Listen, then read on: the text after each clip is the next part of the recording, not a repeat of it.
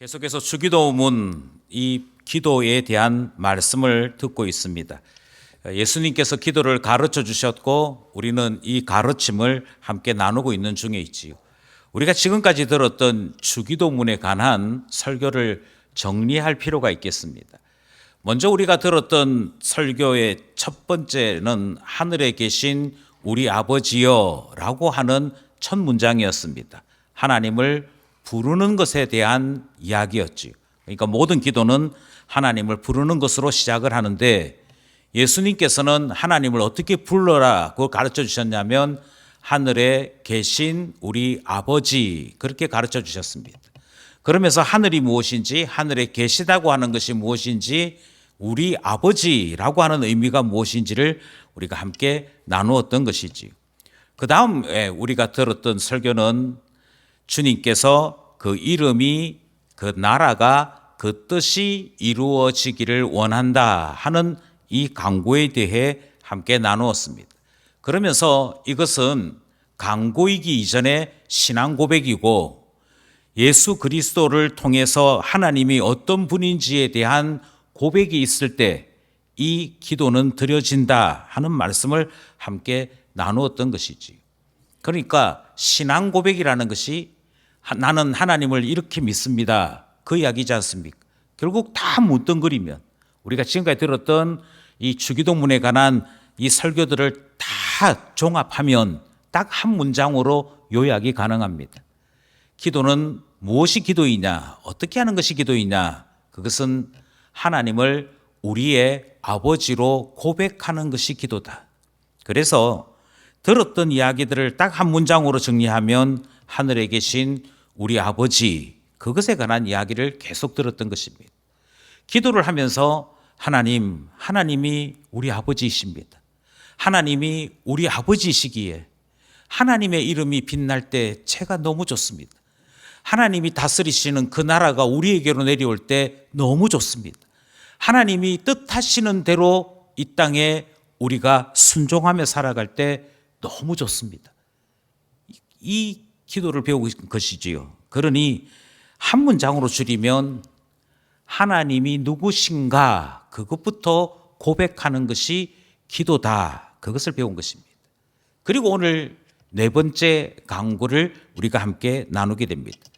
네 번째 간구는 일용할 양식에 대한 것입니다. 여기서 조금 더 주목하고자 하는 것은 양식 문제입니다. 네 번째 간구의 주제가 무엇인가 하니 양식을 위해 기도하라 하시는 말씀을 듣는 것이지. 그런데 여기에는 문제가 있습니다. 하나님께서 네 번째 간구, 그러니까 기도를 하면서 너희들이 간구해야 될 것이 있는데 이렇게 기도해, 양식을 주십시오 라고 기도해 라고 했더니 어떤 문제가 생기는가 하니 하나님 지금까지 배웠던 기도와 상반되는 마음이 작동을 하는 것입니다. 조금 전까지는 기도를 배우면서 주님의 이름이, 주님의 나라가, 주님의 뜻이 이루어지기를 원합니다. 그러면서 모든 기도가 아버지를 위한 기도였습니다. 당신을 위한 기도였습니다. 그러다가 하나님을 위한 기도를 드리다가 갑자기 우리의 초점이 맞춰지기 시작하는 거죠. 우리에게 양식이 필요합니다. 우리에게 양식이 필요하니 우리에게 양식을 주십시오 라고 하는 기도가 네 번째 간구이다 보니 우리는 어떻게 생각하는가 하니 이때부터가 진짜 기도다. 이게 우리가 예수님에게서 배워야 될 진짜 간구의 내용이다 라고 생각한다는 것이죠. 그럼 앞에 있었던 세 개의 간구는 뭐냐? 당신의 이름이, 당신의 나라가, 당신의 뜻이 그걸 위해서 기도했던 것은 무엇이냐 하면 이 네 번째 간구를 잘 들어주시도록 이 네 번째 간구가 잘 응답되도록 하나님 앞에 립서비스한 것으로 생각한다는 것입니다. 마치 누군가가 긴 부탁을 할 때, 아주 중요한 부탁을 할 때 왜 앞부분에는 마음을 여는 대화를 먼저 하지 않습니까? 아유, 잘 계셨습니까? 저는 목사님 생각할 때마다 행복합니다. 너무 기분이 좋습니다. 그래, 식사는 하셨고요. 뭐 다른 별일 없으시지요? 부모님은 잘 계십니까? 뭐 이런 이야기들을 앞에 하는 것과 똑같은 것으로 생각한다는 것입니다. 왜 이렇게 했느냐? 이 이야기가 있어야 바로 본론에 들어가는 것보다는 이런 이야기부터 먼저 깔아놓고 해야. 그런데 부탁이 하나 있습니다. 그런데 목사님, 제가 이거 하나 바라는 게 있는데 이 이야기를 하는 것이 자연스럽거나 또는 열려있는 마음에 잘 응답될 거라고 생각한다는 것입니다. 기도를 우리가 그렇게 생각하는 거예요. 하나님, 저는 하나님의 이름이 빛났으면 좋겠습니다. 저는 하나님의 나라가 잘 됐으면 좋겠습니다. 저는 하나님이 계획하신 거 그거 잘 완성되었으면 좋겠습니다. 그러면서 제가 하나님 사랑하는 거 알지요? 제가 하나님 앞에 원하는, 하나님 아름답게 되기를 바라는 거 알지요? 해놓고는 그런데 사실은 이러면서 이때부터가 진짜 기도다라고 생각한다는 것이지요. 그러니 얼마나 상반됩니까? 아버지를 위한 기도와 나를 위한 기도는 표정부터가 달라집니다. 여기에 간절함이라고 하는 단어를 대입시키면 온도차가 너무나도 차이가 나는 그런 형태의 기도가 되더라 하는 것입니다. 그런 점에서 우리는 지금 양식에 대한 오해를 하고 있는 것입니다. 앞에 배웠던 것과 상관없이 네 번째만 들어서면 갑자기 나를 위한 기도예요. 앞에 있는 기도와 상관없이 네 번째 기도만 들어서면 세상에 필요한 것들을 구하는 기도로 바뀌기 때문입니다. 그런데 과연 이것이 합당한 기도인가? 답부터 이야기하자면 그렇지 않습니다. 성경을 찬찬히 한번 읽어보시면 이 네 번째 문제, 양식에 대한 문제는 늘 실패의 역사를 가지고 있습니다. 한 번도 인류는 양식 문제 앞에서 성공해 본 적이 없습니다.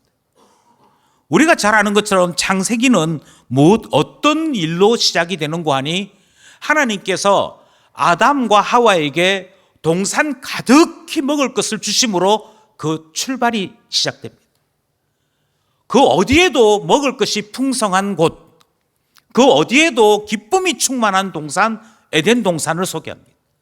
그리고 하나님께서 모든 것을 먹을 것으로 주시지요. 딱 두 가지만 예외로 두고 나머지 동산에 있는 모든 것은 너 마음대로 먹으라고 허용하십니다. 그런데 참 사람이 희한합니다. 바로 그 먹을 것.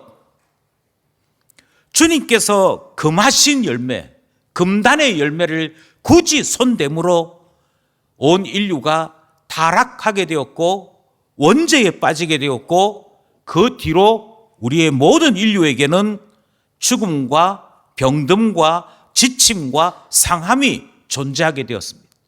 사람에게만 이 일이 일어나는 것은 아니고 온 우주에 이 일들이 나타나서 모든 피조물들이 한탄하는 지경에 이르게 된 출발이 무엇에 있었느냐? 먹는 문제였습니다. 먹는데 실패합니다. 그것만 실패했습니까? 아니요. 에서라고 하는 사람이 있었습니다. 이삭의 장자 에서가 있었습니다. 그가 실패한 것은 팥죽 한 그릇이었습니다. 그 팥죽 한 그릇에 장자의 명분을 팔아버리는 일을 합니다. 먹는 게 중요하지 장자됨이 뭐 중요해? 형님 노릇하는 게 뭐 중요해?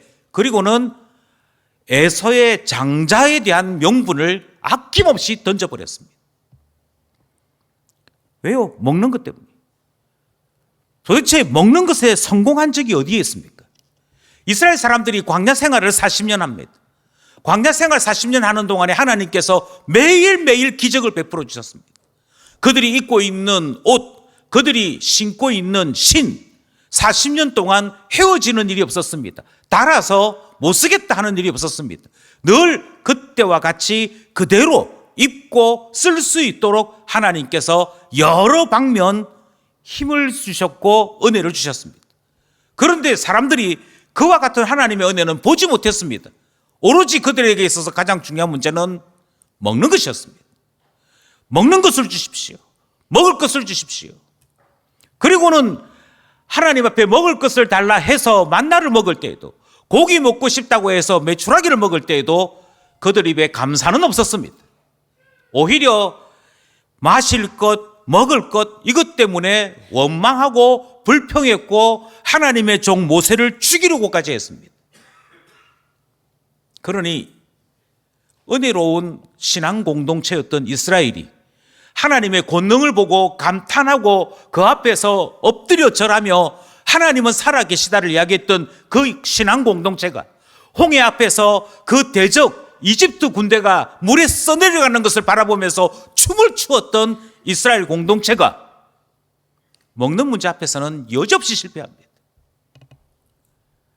먹는 문제만 들어서면 우리가 이집트 그 땅에서 불가마 옆에서 먹던 고기 그거 생각나네. 다시 돌아갈까? 그러면서 하나님의 모든 인도하심을 거부하는 일 일어납니다.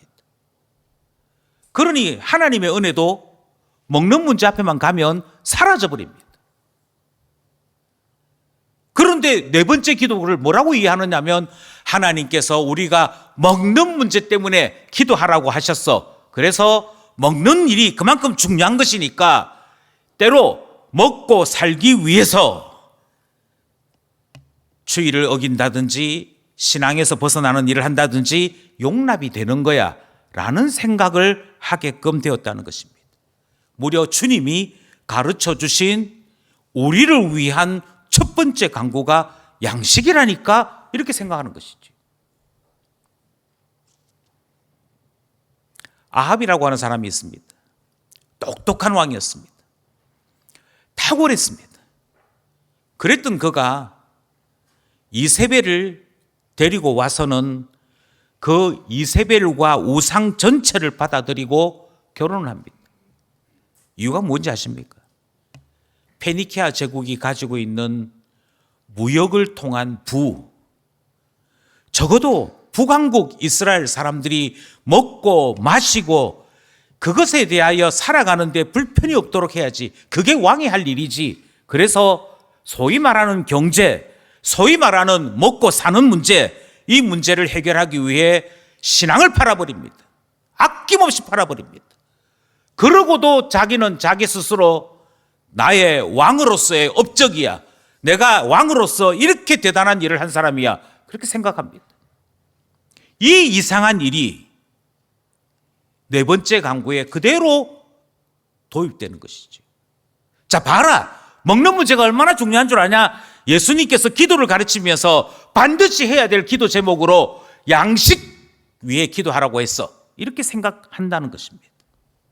그래서 사실상 구약에 있는 모든 성도들이 먹는 것 때문에 무너졌는데, 먹는 것 문제 해결하지 못해서 무너졌는데, 심지어 여호수아와 함께 가나안 땅을 정복했던 이스라엘 사람들이 땅을 차지하고서는 농사를 어떻게 짓는지 그것 배우고자 그들이 처수한 곳에서 양식을 얻고자 바알신을 같이 배우게 되는 희한한 일도 스승치 않고 저질렀는데 우리는 그 역사를 자꾸만 되풀이하려고 하는 것입니다. 왜요? 양식에 꽂혀 있으니까요. 양식에 꽂혀서 우리가 양식 얻는 일을 위해서는 무엇인들 못하리, 무려 중요한 기도 제목으로 예수님이 가르쳐 주시기까지 했는데 이렇게 생각한다는 것입니다. 그러니 주기도문을 오해하는 것이지요.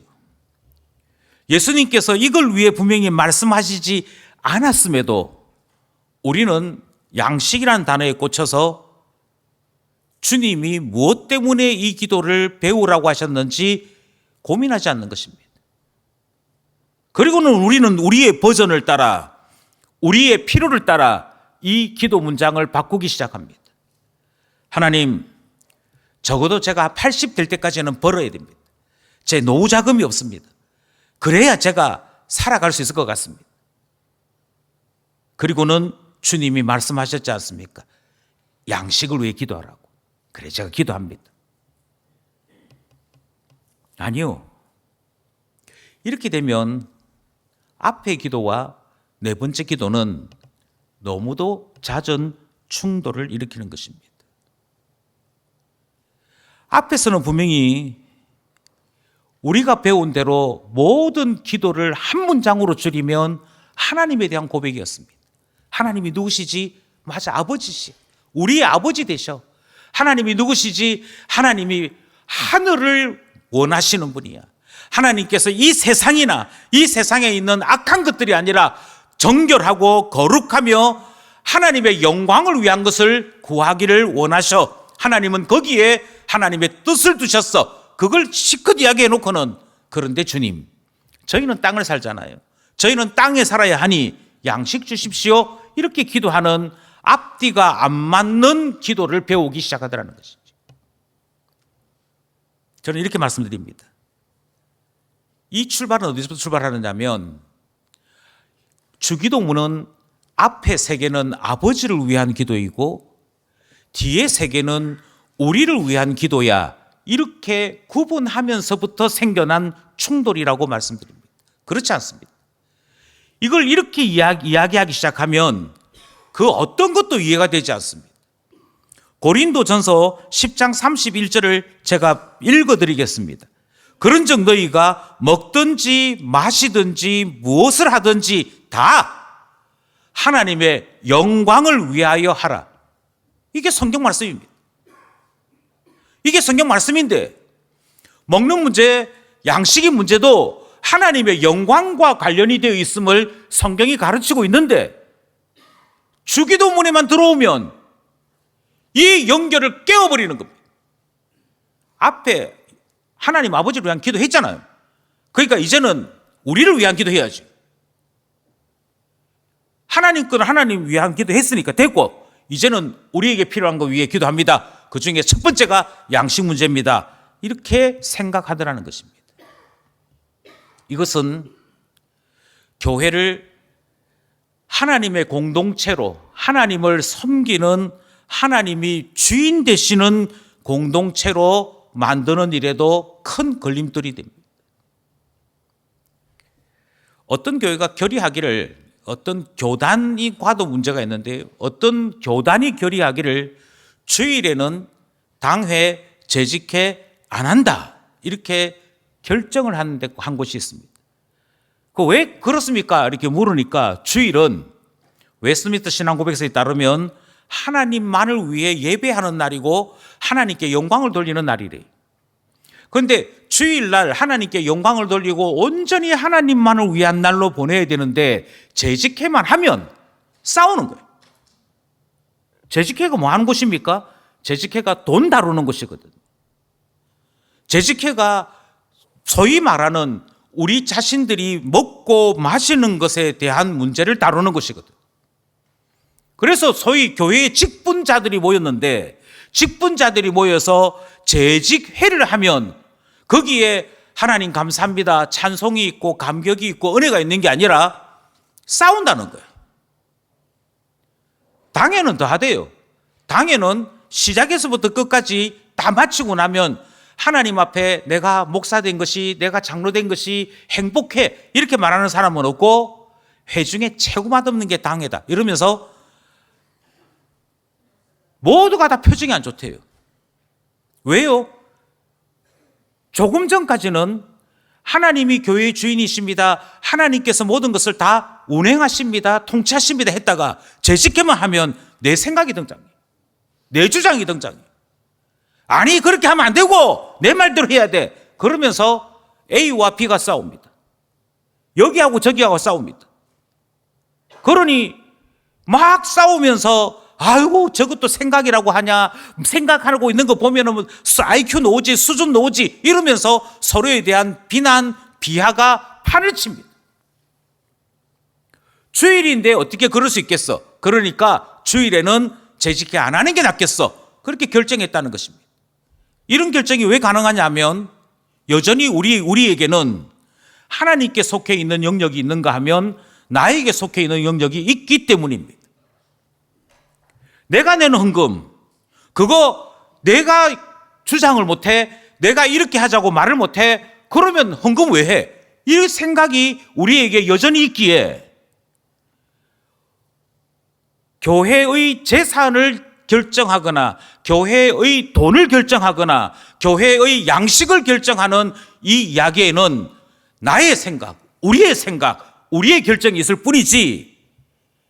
하나님과의 연결성은 없다는 것입니다. 그러니 교회가 참 희한하지요. 하나님을 위한 거룩함은 계속 주장하면서 예배는 거룩한 것이라고 하는 걸 늘 이야기하면서 재직회만 하면 마음이 상해요. 갈라서요.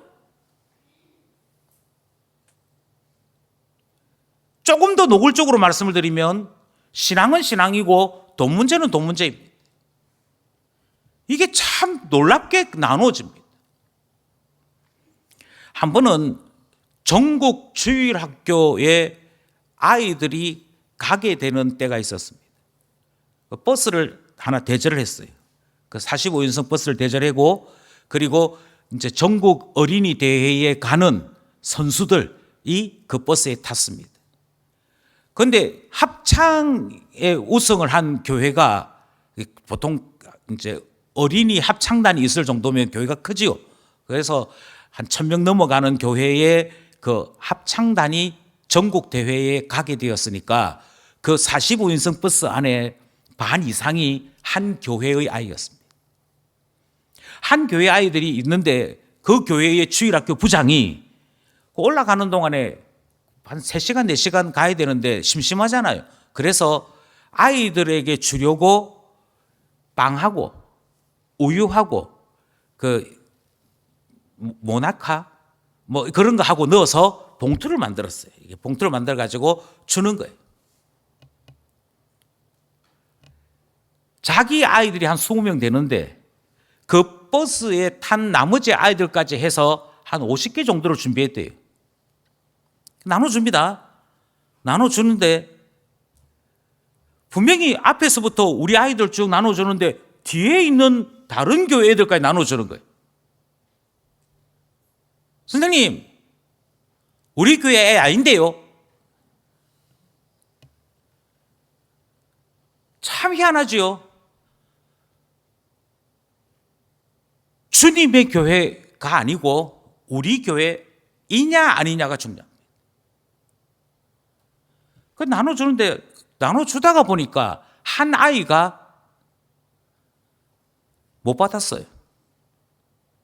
그래서 선생님이 아이고 저 뒤에 한 아이가 못 받았는데 그 내가 먹을 우유 양보할 사람 이러는데 나는 우유 안 먹어요 하는 애도 두 손 꼭 쥐고 있더라. 내 거. 안 먹잖아. 그래도 내 거. 거기 있는 아이들 중에 고학년 해도 13살입니다. 13살 밑에 있는 아이들인데도 내 것 이러면 그 다음부터 눈빛이 달랐습니다.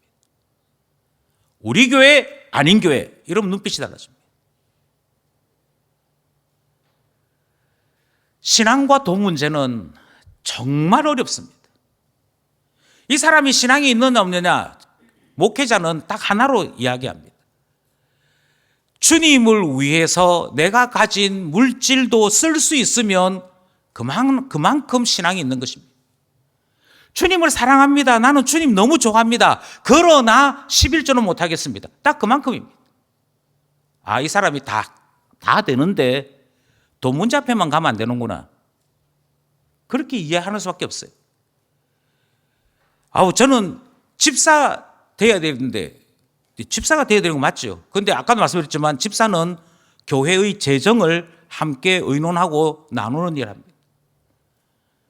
여전히 내 돈, 내 것 이렇게 하시는 분이 교회의 재정을 의논하는 자리에 함께 있으면 그 교회의 재정을 주님의 것이라고 생각지 않습니다. 내 것, 또 다른 내 것으로 생각합니다. 또 다른 내 것으로 생각하기 시작하면 그 다음부터 주님께서 교회에 왜 헌금하게 하셨는가, 주님의 뜻은 오간데 없고 내 생각, 내 주장이 등장하기 시작합니다. 그러니 신앙하고 돈 문제는 같은 선상에 있습니다. 하나님 저에게 돈을 주십시오. 이유가 무엇인고 하니 하나님 앞에서 우리의 신앙 때문입니다. 이게 연결이 되어져야 기도가 됩니다. 하나님 저의 사업을 지켜주십시오. 하나님 저희 직장을 지켜주십시오. 하나님 제가 하는 일들을 지켜주십시오. 그런데 그와 상관없이 신앙은 신앙이고 돈은 돈이면 기도하지도 못할 뿐 아니라 기도한다고 할지라도 왠지 하나님 앞에 송구하게 됩니다. 그러니 분명한 사실을 이해하셔야 됩니다. 양식 문제입니다. 그런데 이 양식 문제를 내 것, 나의 양식, 나를 위한 양식 이렇게 이야기해서는 이 네 번째 기도를 이해할 수 없는 것입니다. 그러니 포커스를 달리하셔야 됩니다. 이해를 달리하셔야 됩니다. 이 문제를 우리가 제대로 이해하기 위해서는 너에게 이 양식은 왜 필요하니에 대한 답을 하셔야 됩니다. 예, 먹고 살아가야 될 우리에게 하나님 제가 이 땅에서 먹고 사는 것은 모든 것이 다 주의 영광을 위해서입니다. 이것 말하지 못하면 네 번째 강구는 죽었다 깨어나도 이해 안 됩니다. 그러니까 어디에 포커스를 둬야 되느냐 하면 양식이 아닙니다. 양식이 아니고 일용할이라고 하는 이 말에 포커스를 두셔야 됩니다. 일용할이라는 말을 사람들은 어떻게 이해하느냐 하면 이것을 나에게 적용시킬 때와 다른 사람에게 적용시킬 때 좀 달라집니다. 목회자에게 적용할 때는 일용할이라고 하는 이 말을 어떻게 이해하는 거 아니? 살아갈 때 필요한 최소한의 것이라고 이해를 합니다. 주로 사례를 결정할 때 그렇게 그러죠. 아니 목사님에게 생활비가 뭐 필요합니까? 집 주지, 차 기름값 다 대주지, 필요한 게 뭐 있습니까? 그러니까 생활비는 요만큼 하면 되지, 뭐 애들 학비도 대주지. 예, 이렇게 생각하는 이 생각은 어디서부터 출발하느냐 하면 우리에게 일용할 양식을 주옵소서라는 말에 일용할을 살아가는 동안에 필요한 최소 필요라고 생각하기 때문입니다. 문제는 그러면 그렇게 적용한 그것을 나에게도 적용해야 되거든요. 아우 주님 제 월급이 400이 넘네요. 너무 많습니다. 줄여주십시오. 주님이 일용할 양식을 위해 기도하러 가셨으니 저도 이 많은 월급은 필요 없고 딱 목사님 수준에 맞춰서 받기 원합니다. 해야 된다는 거예요. 안 하죠. 그렇게 안 하는 이유는 간단합니다. 우리에게 일용할이라는 이 말을 자꾸만 내 처지와 남의 처지에 맞춰서 변경시키기 때문입니다. 일용할이란 말은 그런 뜻이 아닙니다. 생활의 최소, 그것을 일용할 양식이라고 이야기하고, 그러므로 우리는 가능한 가난하게 살아야 돼. 모든 사람들이 신앙이 있다면 궁핍하게 산다 할 정도로 가난하게 살아야 돼. 이 말로 이해하시면 이 기도에 대한 엄청난 오해에 빠지고 있는 것입니다. 그 의미가 아닙니다. 두 번째 이해는 무엇이냐면 내가 살아가는 동안에 오늘 하루 나에게 필요한 모든 것이라고 이해를 하는 것입니다. 여기에는 단지 먹는 것만이 아니고 내가 나의 삶을 유지하기 위해 필요한 모든 필요 조건들을 다 포함하는 것으로 생각하는 것입니다. 예를 들어서 누군가를 만나야 된다면 하나님 오늘 제게 꼭 도움이 될 만한 사람을 붙여주십시오. 그것도 일용할 안에 들어간다라고 생각하는 것입니다. 문제는 이런 이해조차도 나 중심의 이해입니다. 주님 내가 필요해요. 오늘 제가 영업을 해야 되는데 제 영업에 도움이 될 만한 고객을 좀 붙여주십시오. 그래야 제가 이 소위 말하는 실적도 올리고 월급도 받을 수 있고 그렇습니다. 이렇게 하면서 오늘 저에게 일용할 은혜를 주십시오. 저에게 일용할 복을 주십시오. 이렇게 이해하는 것은 다시 말씀드립니다. 앞에서 배운 기도하고 아무 상관이 없는 철저하게 나 중심의 이해. 나 중심의 이해여서 자기 욕심으로 기도하는 것 외에 의미가 없더라는 것입니다. 욕심을 따라 기도하면 하나님이 들어주시느냐? 아니요. 하나님께서는 욕심을 충족시키고자 기도하는 것을 듣지 아니하신다라고 말씀하십니다. 그러니 일용할이라는 말을 다시 한번 생각해 보셔야 됩니다. 그 목사님, 일용할 뜻이 뭔데요? 일용할이라고 하는 이 말을 오늘 하루 필요한 것이라고 생각하시면 곤란합니다. 생각을 조금 바꾸셔야 됩니다. 제가 예를 하나 들어보겠습니다. 요셉이 총리가 되었습니다. 요셉이 총리가 된 것은 꿈 때문이었죠. 요셉이 꿈을 해몽하고는 이렇게 이야기합니다. 왕이시여, 하나님께서 우리에게 계시를 주셨습니다. 하나님께서 주신 그 계시를 해몽해 보니, 그것을 풀어보니 7년 동안 풍년이 있을 것입니다. 그런데 그 7년 풍년이 지나가고 나면 7년 흉년이 있을 것입니다. 하나님께서 우리에게 이 꿈을 미리 알려주신 것은 7년 풍년 때 아이고 이렇게 흘러 넘치는데 이것도 쓰고 저것도 쓰고 다 쓰면 되지 하면 7년 흉년 때는 여지없이 굶어 죽습니다.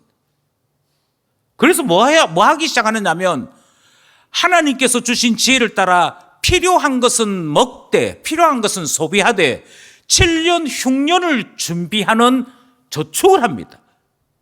저장을 하지요.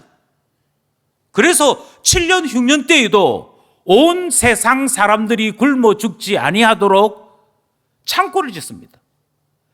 거기에 풍성한 양식을 보관합니다. 다시 질문합니다. 하루 동안에 내게 필요한 것, 우리의 상황에서 내가 쓸 수 있는 것, 그게 일용할 뜻이 아닙니다.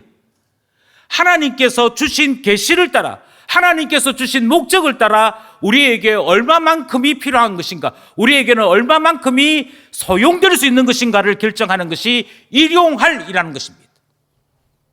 그러니 여기에 일용할은 내 꿈이나 내 비전이나 내가 바라는 욕망과 관련된 단어가 아닙니다.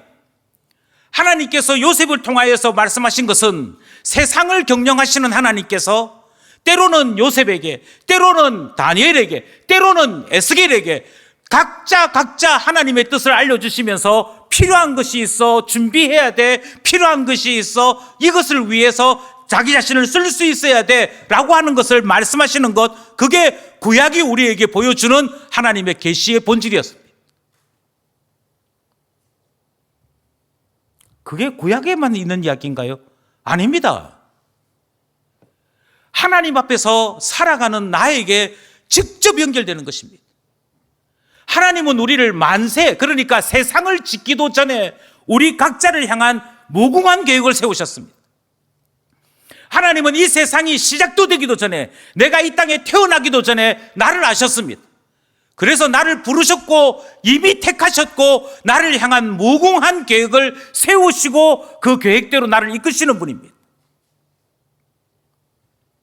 하나님께서 나를 통하여, 나를 부르시고 나를 통하여 하나님의 섭리를 행하십니다. 하나님의 경륜을 행하십니다. 그리고는 하나님의 뜻이 하늘에서 이루어진 것 같이 땅에서 이루어지도록 나를 사용하십니다. 내가 살아가는 동안에 필요한 모든 것은 하나님의 소명과 관련이 되어 있습니다. 하나님의 소명과 관련이 되어 있다는 말을 기억하시기 바랍니다. 여기서 우리는 우리 자신의 삶을 다시 한번 생각해야 합니다. 요셉에게 필요했던 것은 7년 동안 그 풍성하게 풍년 때에 그 풍성한 양식을 저장할 공간이 필요했습니다. 7년 흉년 때에 곡식을 구하러 오는 사람들에게 땅을 얻고 양식을 나누어 줄 시스템이 필요했습니다. 그리고 온 이스라엘에, 온 이집트에 하나님이 살아계시구나, 저 이스라엘 사람들의 하나님은 위대하신 분이구나, 그것을 알리는 일이 요셉이 해야 될 일이었습니다. 그러니 요셉의 삶은 철저하게 하나님의 소명과 연결된 일이었고, 하나님의 소명대로 살고자 하다 보니 많은 군대가 필요했습니다. 많은 노동자들이 필요했습니다. 심지어 왕의 인장반지가 필요했습니다. 그래서 왕의 명령과도 같은 권위가 필요했습니다. 그것이 요셉에게는 소명을 이루기 위해 당연히 필요한 것들이었습니다. 만약 소명이 없다면 요셉은 하나님 앞에 기도할 것이 아무것도 없었습니다. 그저 노예 생활에서 풀려나게 해주십시오. 그거 말고 뭐가 있었겠습니까? 내가 뒤집어 쓴 누명 억울하오니 이것 좀 해결해 주십시오. 그거 말고는 없었을 것입니다. 그런데 하나님은 그렇지 않으셨습니다. 하나님께서 요셉의 삶에 복의 복을 주신 이유는, 요셉 한 사람 때문에 온 이집트에 복을 주신 이유는 소명 때문입니다. 이 소명은 하나님의 이름과 관련이 있습니다.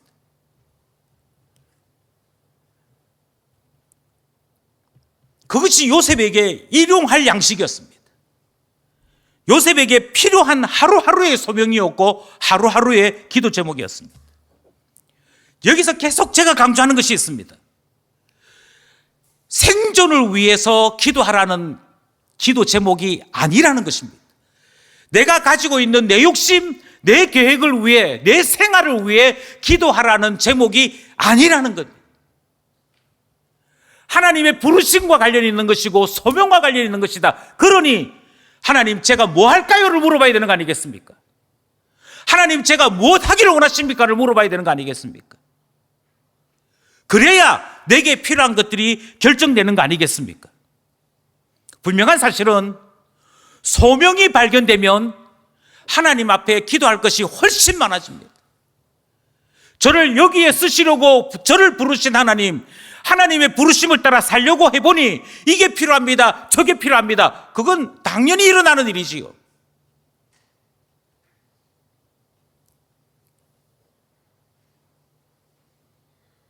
지금 주님께서 하나님의 이름이 빛나기를 원합니다.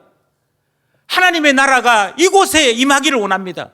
하나님의 뜻이 하늘에서 이루어진 것 같이 이 땅에서 이루어지기를 원합니다. 그리고 그 하나님의 뜻을 따라 이 시대에 저를 태어나게 하신 하나님, 저에게 은사를 주시고 이 일을 맡기신 하나님, 하나님의 뜻이 이곳에 이루어지기를 원하니 이 일을 이루기 위하여 필요한 이것 주십시오. 그 기도가 네 번째 기도인 것이지.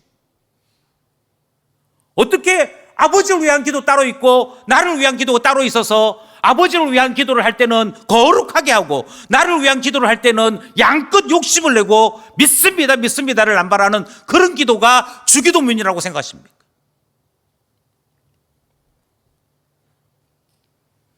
내가 내 욕심으로 사는 것하고 하나님의 소명을 따라 살아가는 것 사이에 어느 것이 더 크다고 생각하십니까?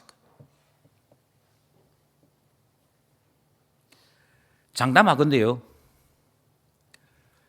10대에서부터 70대, 80대 이르기까지 하나님께서 기도 제목 3가지를 딱 들어주신다고 말씀하십니다. 뭐든지 원하면 다 들어주신다고 하십니다.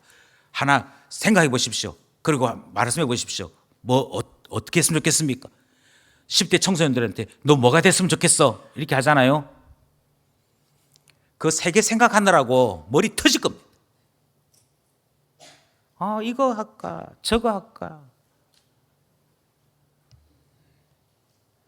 문과 갈까? 이과 갈까? 의사가 좋을까? 법관이 좋을까? 기술자가 좋을까? 음악이나 예술하는 사람이 좋을까? 이거 하려니 이게 신경 쓰이고 저거 하려니 저거 신경 쓰이고, 우리가 우리의 삶을 경영하잖아요. 내가 내 인생을 계획하잖아요. 행복하지 않습니다. 가보지 않은 그 길이 늘 생각나고 내가 그때 그 길로 갔어야 돼. 그 후회 때문에 너 제자리 걸음하지 앞으로 나가지 않습니다. 그게 우리입니다. 뭐 대단한 거 결정할 것 같지요. 우리가 뭐 대단한 거를 하나님 앞에 기도하면서 하나님, 저는 이거 꼭 이루어지기를 원합니다. 이것만 하면 너무 행복할 것 같아요. 그럴 것 같지요? 아니요. 신앙이 있는 우리가 경험하고 배운 것은 한 가지입니다. 하나님의 뜻 안에 있을 때 그때 우리는 가장 행복합니다. 하나님의 부르심 안에 있을 때 그때 우리가 가장 행복합니다.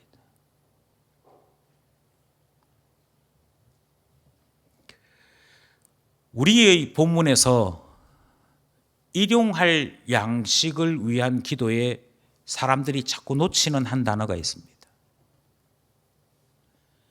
그것은 우리입니다. 나에게 일용할 양식이라고 주님은 가르치지 않으셨습니다. 우리에게 일용할 양식을 주시옵고,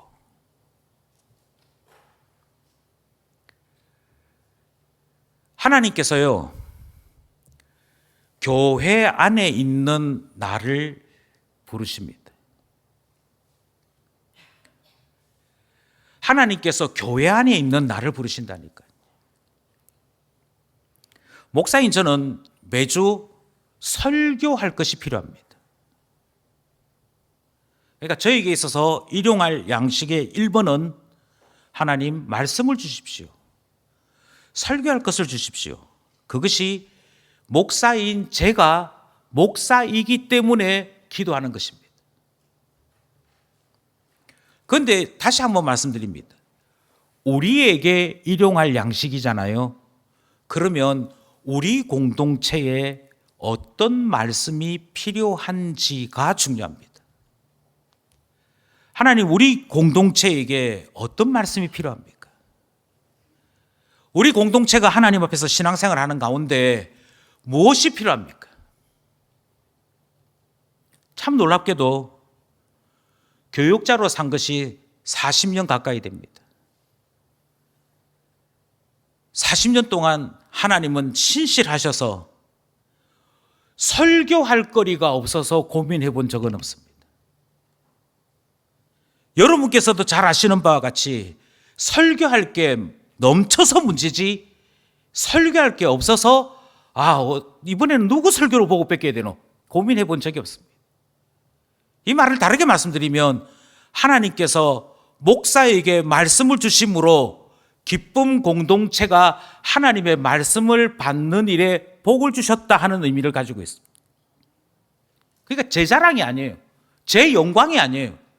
하나님께서 말씀을 통해 먹이시고 살리려고 하는 영혼이 있구나. 그래서 나에게 이렇게 설교하도록 말씀에 대한 감격을 주시고 도전을 주시는구나. 그게 제가 목격한 40년간의 교육자로서의 삶입니다. 제가 있는 이유는 분명히 이 설교가 필요한 누군가 한 사람을 위해서입니다.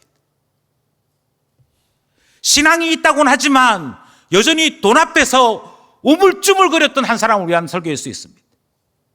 신앙이 있다고는 하지만 여전히 뭐 먹고 살지 이것 때문에 하나님과 별도로 살려고 하는 이중생활을 하려고 하는 누군가를 위한 설교일 것입니다. 어떤 경우에 설교를 위해서 책을 펼칠 때 저의 기도는 간단합니다. 하나님, 기쁨교회 담임 목사로 저를 세우셨습니다. 그러니 우리가 함께 나눌 양식을 주십시오. 그래서 하나님 앞에서 하나님의 종으로서 설교를 할 때 하나님께서 기쁨 공동체를 위해 저에게 은혜를 주시고 복을 주시고 설교하게 하시는 줄을 저는 믿습니다. 이제 여러분에게 묻습니다. 우리에게 일용할 양식을 주시옵고, 그래서 하나님께서 기쁨 공동체에서 나를 어디에 쓰신다고 하시던가요?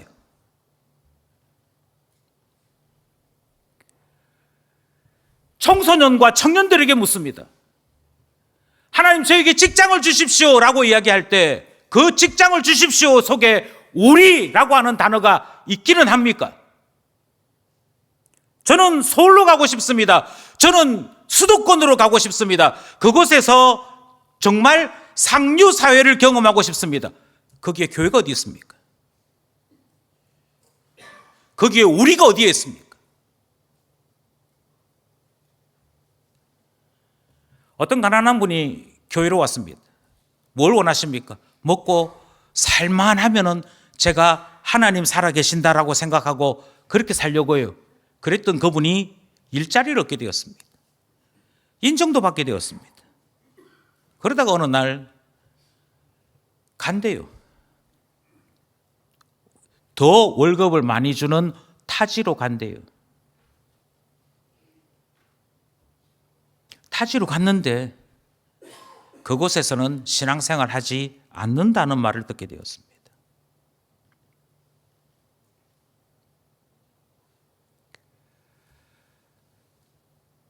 네 번째, 이 강구를 배우지 않은 것입니다.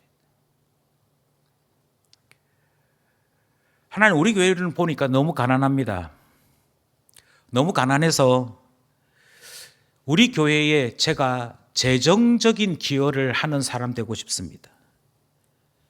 하나님께서 저에게 기업을 주셨는데 이 기업을 통해 저희 교회가 더 많은 주의 일을 할 수 있는 교회 될 수 있도록 저를 사용해 주십시오.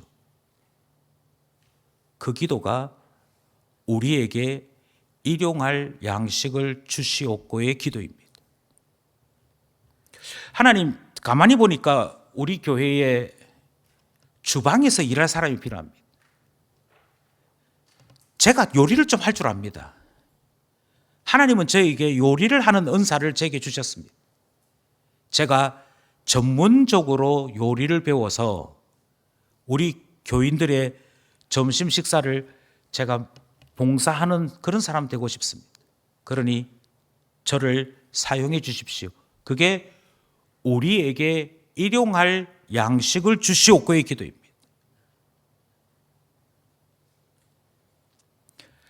하나님, 저희 교회에 전문적인 상담하는 사람이 필요한 것 같습니다.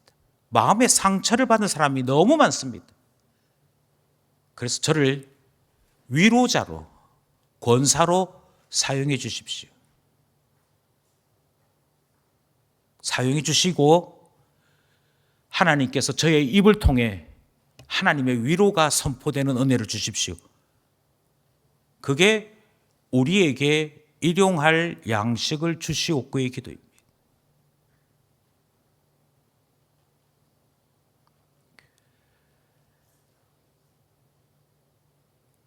그러니 살펴보십시오. 제가 알고 있는 한 분은 하나님, 저에게 25인승 버스를 주십시오. 그리고 25인승 버스를 운전할 수 있는 대형 면허증을 딸 수 있도록 해 주십시오. 그렇게 기도했어요. 제가 기도가 뭐 그러냐고. 아니 집사님, 왜 하필 또 25인승이고 또 왜 하필이면 대형 면허냐고 이랬더니 우리 교회가 25인승 버스를 살 만한 형편은 못 되더라고요.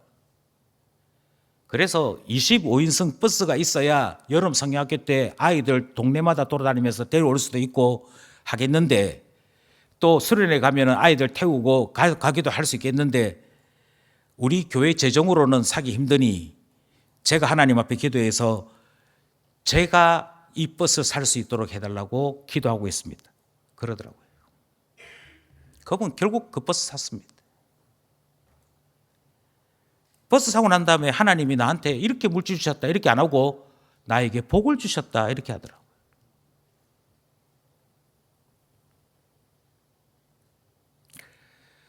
오늘은 설교를 여기서 마치려고 합니다. 두 가지를 정리하려고 합니다. 우리에게 일용할 양식을 주시옵고, 이 기도 제대로 하시려면 부르심을 다시 한번 생각하십시오. 하나님께서 나를 어떻게 부르시는지 하나님의 음성 듣는 것부터 생각하십시오. 우리에게 일용할 양식을 주시옵고, 이 기도를 제대로 하고 싶은 마음이 계신다면 교회를 생각하십시오. 우리의 교회에 어디에 쓰시려고, 나를 어떻게 쓰시려고 기쁜 공동체 안에 부르셨는지를 생각하시면 됩니다. 그리고 기도하시면 하나님의 역사를 경험하시게 되는 것이죠. 그것이 우리에게 가르쳐 주신 네 번째 강구인 것입니다. 바라기는 이 네 번째 강구대로 기도하여 하나님의 부르심도 알고 우리 교회도 알고 나를 통하여 이웃이 교회가 하나님의 나라가 이 땅에 임하는 아름다운 일에 쓰임받는 귀한 복이 있기를 소원합니다.